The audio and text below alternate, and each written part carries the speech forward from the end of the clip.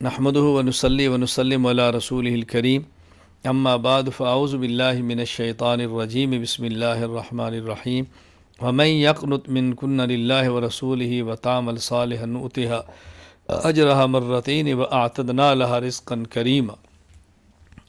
یہاں اللہ تعالیٰ نے رسول اکرم صلی اللہ علیہ وسلم کے ازواج مطہرات کی خوبیاں بیان کی کہ جب تم دین پر عمل کرو تو اللہ تمہیں دین پر عمل کرنے پر دوہرے اجر عطا فرمائیں گے۔ اللہ اکبر۔ اگر یہ بتایا گیا کہ پیغمبر کی بیوی سے گناہ سرزد ہو سزا دوہری ہے تو فرمایا اگر نیک عمل کرو تو اجر بھی دوہرے ہیں۔ تو گناہوں سے اللہ نے ان کو ہمیشہ بچا کے رکھا، نیک اعمال کے اندر ہی وہ رہی۔ یا نساء النبی لسن کاحد من النساء، یہاں اللہ تعالیٰ نے پیغمبر کی بیویوں کو خطاب کر کے فرمایا تم عام عورتوں کی طرح نہیں ہو، تمہارا ایک مقام ہے۔ اور یہاں ازواج مطہرات کو اللہ تعالیٰ نے چند ایک ہدایات عطا فرمائی بطور خاص۔ نمبر 1، اگر کوئی بندہ تم سے مسئلہ پوچھنے کے لیے آئے تو نزاکت سے بات نہ کرے، یعنی اس طرح نرمی آواز میں پیدا تکلف کے ساتھ نہ کریں کہ جس سے کوئی ایسا شخص جو مریض ہے اس کے دل کے اندر طمع پیدا ہو، سلیقے کے ساتھ بات کریں۔ نمبر 2، اپنے گھروں میں قرار رکھے، یعنی گھروں میں جمی رہے، بلا ضرورت شدیدہ گھر سے باہر نہ جائے۔ نمبر 3، جاہلیت کی طرح بناؤ سنگار نہ کریں، جس طرح جاہلیت میں بناؤ سنگار کر کے عورتیں باہر جاتی ہیں ایسا نہ کرو۔ نمبر 4، نماز کی پابندی کریں۔ نمبر 5، زکوٰۃ ادا کیا کریں۔ نمبر 6، اللہ تعالیٰ اور اس کے رسول صلی اللہ علیہ وسلم کی اطاعت کریں۔ ازواج مطہرات نے ان ہدایات کا حق ادا کیا ہے۔ انما یرید اللہ لیذھب عنکم الرجس اہل البیت ویطہرکم تطہیرا، یہاں اللہ تعالیٰ نے اہل بیت کا ذکر کیا اور آسن انداز میں کیا۔ اہل بیت کا سب سے پہلا مصداق پیغمبر پاک صلی اللہ علیہ وسلم کی بیویاں ہیں، پھر آپ کی اولاد ہے بیٹیاں، اور پھر آگے ان کی اولاد یا داماد ہیں۔ اگر آپ قرآن کریم کے اسلوب پہ غور کریں تو انسان کو کتنا لطف آتا ہے۔ کیا سمجھایا؟ دیکھو تم گھر میں رہو، پردے کا اہتمام کرو، اور نسوانیت کی نرم آواز سے کسی سے باتیں نہ کرو، جاہلیت والا بناؤ سنگار نہ کرو، اور گھر میں جمی رہو۔ کیوں؟ فرمایا اس لیے کہ اللہ تعالیٰ تمہیں پاک رکھنا چاہتا ہے۔ معلوم ہوا عورت کی پاکیزگی اسی کے اندر ہے کہ وہ گھر کے اندر رہے۔ اللہ اکبر۔ وما كان لمؤمن ولا مؤمنة اذا قضى الله ورسوله امرا ان يكون لهم الخيرة من امرهم۔ رسول اکرم صلی اللہ علیہ وسلم نے اپنی پھوپھی کی بیٹی زینب بنت جہش کا نکاح کرنا چاہا زید بن حارثہ رضی اللہ تعالی عنہ سے۔ حضرت زید چونکہ آزاد کردہ غلام تھے، متبنہ تھے، آزاد کردہ غلام تھے، تو زینب بنت جہش قریشی تھی، بڑے خاندان کی تھی، اور ان کے بھائی عبداللہ بن جہش ان کو ناگوار گزرا۔ قرآن کی آیت اتری، پیغمبر کے فیصلے کے بعد کسی مومن مرد اور مومن عورت کے لیے گنجائش نہیں ہے کہ وہ انکار کرے، خیری آمادہ ہوگی۔ زینب بنت جہش کا نکاح حضرت زید رضی اللہ تعالیٰ عنہ سے کر دیا گیا۔ وَإِذْ تَقُولُ لِلَّذِينَ أَنْعَمَ اللَّهُ عَلَيْهِمْ، اب حضرت زینب بنت جہش رضی اللہ عنہ قریشی تھی، بڑے خاندان کی تھی، زید بن حارثہ آزاد کردہ غلام تھے، تو ان کا آپس میں نباہ نہیں ہو سکا، مزاج نہیں ملا۔ جب ان کا آپس میں مزاج نہیں ملا تو حضرت زید بن حارثہ رضی اللہ تعالیٰ عنہ کا مزاج نہیں ملا۔ اب حضرت زینب بھی چاہتی ہیں کہ ان کو طلاق ہو جائے، حضرت زید بھی چاہتے ہیں۔ حضرت زید نے نبی کریم صلی اللہ علیہ وسلم سے طلاق دینے کے لیے مشورہ کیا تو آپ نے فرمایا اپنے نکاح میں رکھو، طلاق نہ دو۔ اور رسول اللہ صلی اللہ علیہ وسلم اب یہ چاہ رہے تھے کہ زید اگر طلاق دیں تو میں زینب سے نکاح کر لوں۔ کیوں؟ اس لیے کہ اب زینب بڑے خاندان کی عورت ہیں، قریشی ہیں، تو میرے نکاح سے اس کی دلجوئی ہو جائے گی۔ لیکن زید چونکہ متبنہ مبولہ بیٹا تھے، اور عرب میں مبولے بیٹے کی بیوی کے ساتھ نکاح کرنا عیب تھا، جرم تھا، حقیقی بہو سمجھا جاتا۔ اب اللہ تعالیٰ اس رسم بد کو مٹانا چاہتے تو اللہ نے فرمایا نہیں پیغمبر آپ ان سے نکاح کرو، اور لوگوں کی آپ پرواہ مت کرو، جو آپ کے دل میں اس کا اظہار کرو اور نکاح کرو۔ تو رسول اکرم صلی اللہ علیہ وسلم نے حضرت زینب کے ساتھ نکاح فرمایا، اور زینب کے نکاح بھی خود اللہ تعالیٰ نے آسمانوں پر کر دیا۔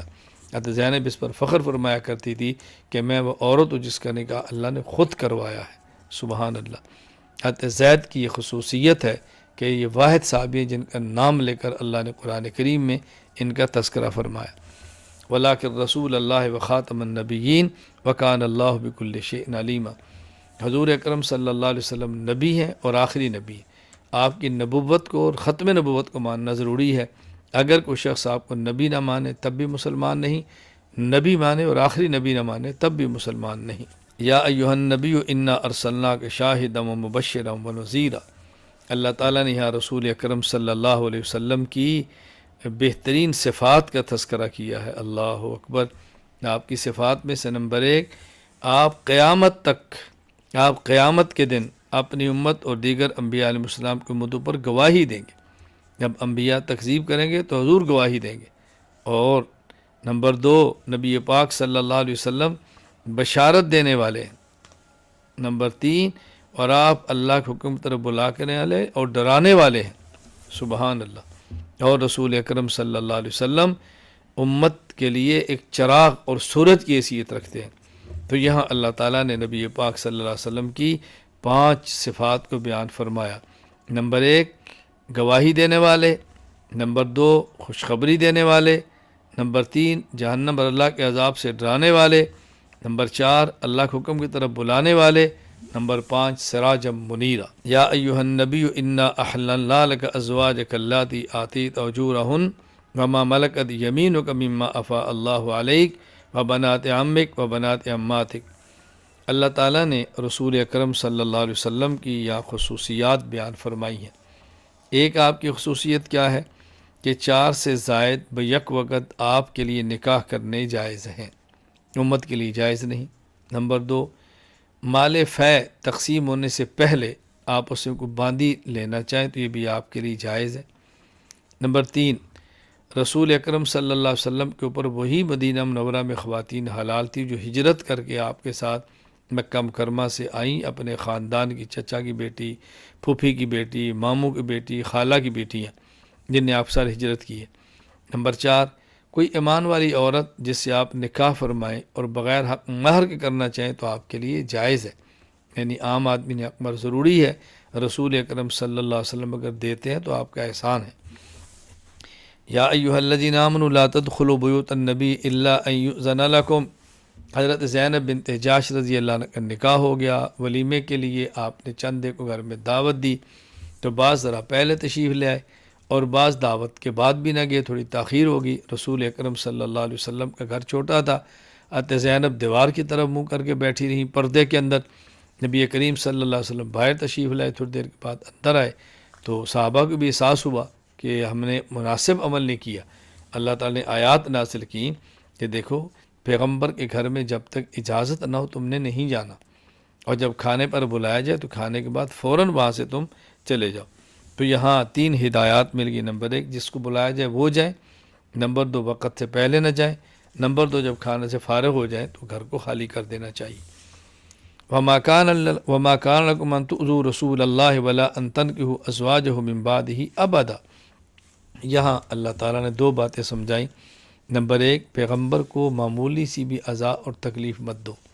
نمبر 2، پیغمبر صلی اللہ علیہ وسلم کی وفات کے بعد ان کی بیوی سے امت کے لیے نکاح کرنا جائز نہیں۔ یہ 2 مسئلے بڑے اہم تھے جو یہاں پر بیان فرمائے۔ یا ایھا النبی قل لازواجک وبناتک ونساء المؤمنین یدنین علیہن من جلابیبہن۔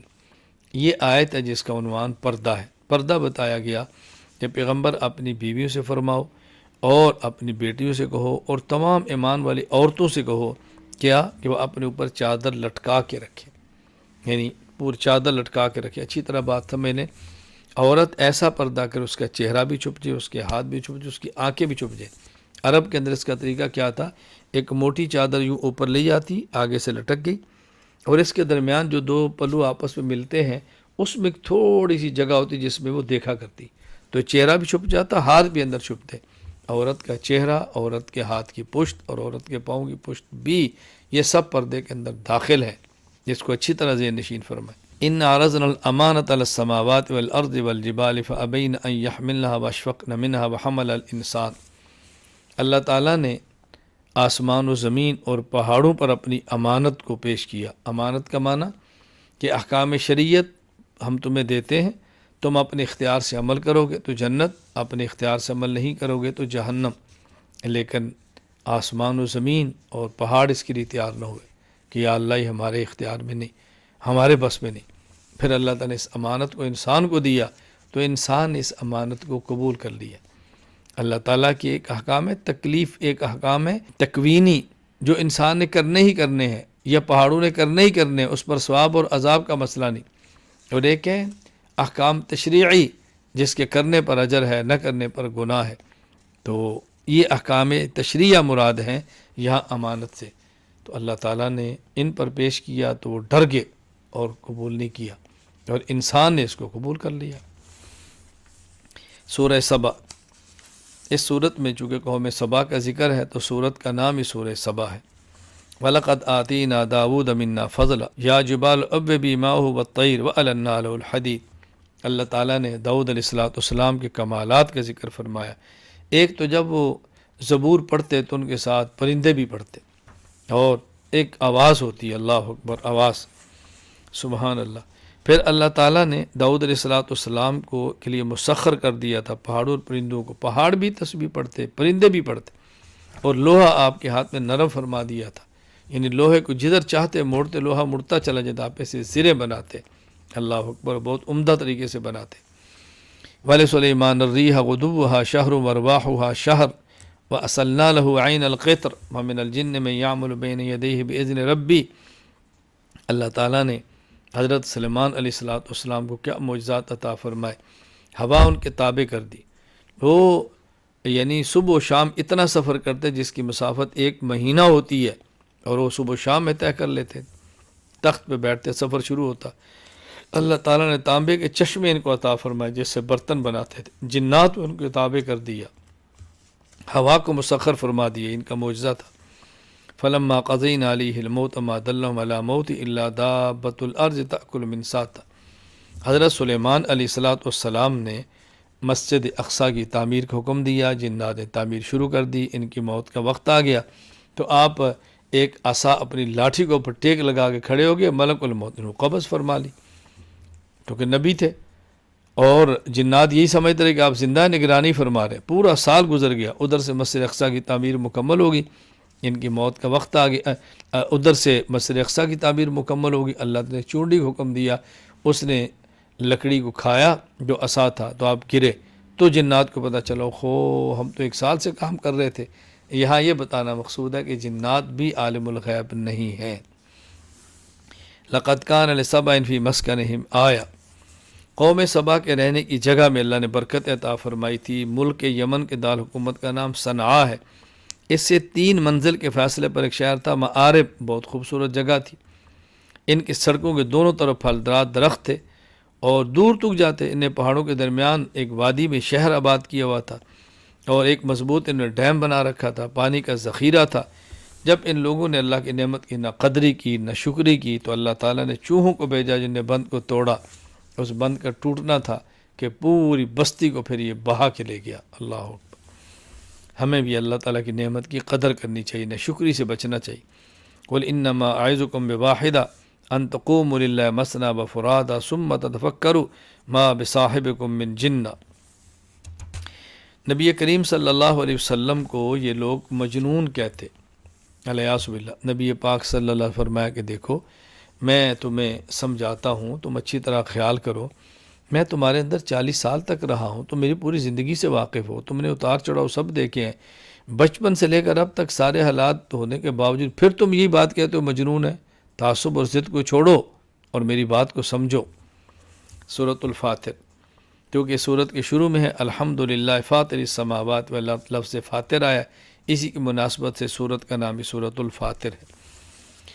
الحمدللہ فاطر السماوات والارض جاعل الملائکۃ رسلا اولی اجنحۃ مثنی وثلاث ورباع۔ اللہ تعالیٰ نے فرشتوں کا اپنا قاصد بنا کے بھیجا ہے، یعنی اللہ تعالیٰ اور اللہ تعالیٰ کے رسول کے درمیان فرشتے واسطہ ہوتے ہیں، کسی فرشتے کے 2 پر ہیں، کسی فرشتے کے 3 پر ہیں، کسی کے 4 پر ہیں۔ اس کا معنی نہیں کہ اس سے زائد نہیں، بلکہ اس سے زائد بھی ہے۔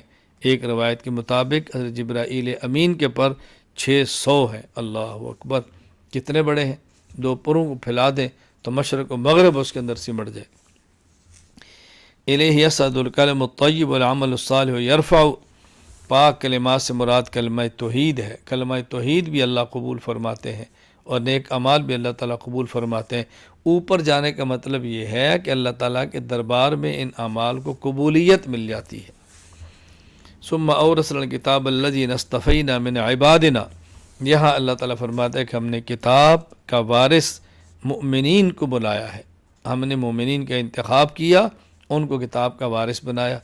پھر مومن ان کی 3 قسمیں ہیں، ان میں بعض ظالم ہیں، بعض مقتصد ہیں اور بعض سابق بالخیرات ہیں۔ ظالم کون ہے؟ جو نیکیاں کرتے ہیں اور گناہ بھی کرتے ہیں، یہ ظالم ہے۔ اور مقتصد درمیانے معتدل کون ہیں؟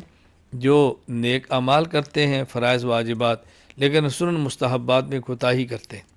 نمبر 3 سابق بالخیرات، وہ ہے کہ جو فرائض واجبات کا بھی اہتمام کرتے ہیں اور مستحبات کا بھی خیال کرتے ہیں۔ اسی ترتیب سے جنت میں درجات ہوں گے۔ وَلَوْ يُؤَاخِذُ اللَّهُ النَّاسَ بِمَا كَسَبُوا مَا تَرَكَ عَلَىٰ ظَهْرِهَا مِن دَابَّةٍ، اللہ تعالیٰ اگر اعمال کفریہ کی وجہ سے دنیا میں کسی کو سزا دے تو اللہ فرماتے ہیں ہم جانوروں کو بھی زندہ نہ چھوڑیں، کیونکہ جانور تو انسان کے فائدے کے لیے، جب جانور انسان ہی کو نہیں رکھنا تو جانور کو زمین پر رکھ کر کیا کریں گے۔ سورہ یاسین، اس سورت کے شروع میں ہے یاسین والقرآن الحکیم، اسی مناسبت سے سورت کا نام سورہ یاسین ہے۔ یاسین والقرآن الحکیم انک لمن المرسلین، یہ آیت رسول اکرم صلی اللہ علیہ وسلم کی نبوت پر نص قطعی ہے کہ اللہ تعالیٰ اپنے نبی کو خطاب فرماتے ہیں اور قرآن کی قسم اٹھا کر فرماتے ہیں کہ میرے پیغمبر آپ اللہ کے رسول ہیں۔ وَضْرِبْ لَهُمْ مَثَلًا أَصْحَابَ الْقَرْيَةِ إِذْ جَاءَهَا الْمُرْسَلُونَ، اللہ تعالیٰ فرماتے ہیں اس بستی کو یاد کرو، اس بستی کو پیغمبر ان کے سامنے واقعہ بیان کرو جب 3 رسول وہاں پر آئے، پہلے 2 نبی آئے اور تیسرے نے اس کی تائید کی۔ ان کے نام کیا تھے؟ ایک روایات میں ہے کہ ایک کا نام صادق کا تھا، ایک کا نام صدوق کا اور ایک کا نام شمعون تھا۔ پہلے اللہ نے 2 رسولوں کو بھیجا، جب ان کی امت نے ان کی تکذیب کی، جھٹلایا، تو اللہ نے پھر تیسرا ان کی تائید کے لیے بھیجا۔ وجاء من اقصى المدینہ رجل یسعى قال یا قوم اتبعوا المرسلین، یہ آدمی ان کا نام تھا حبیب بن اسماعیل نجار، حبیب نجار، بڑھئی کا کام کرتے تھے۔ انہوں نے اپنی قوم کو سمجھایا اللہ سے ڈرو، رسولوں کی تکذیب نہ کرو، رسولوں کی بات قبول کرو، یہ اللہ کے بھیجے ہوئے ہیں۔ قوم نے ان کی بات نہیں مانی بلکہ ان کو شہید کر دیا گیا۔ اس بستی کا نام تھا انطاکیہ، میں نے انطاکیہ بستی کو بھی دیکھا ہے اور حبیب نجار رحمہ اللہ کی قبر پر بھی حاضری دی ہے۔ وآخر دعوانا ان الحمد للہ رب العالمین۔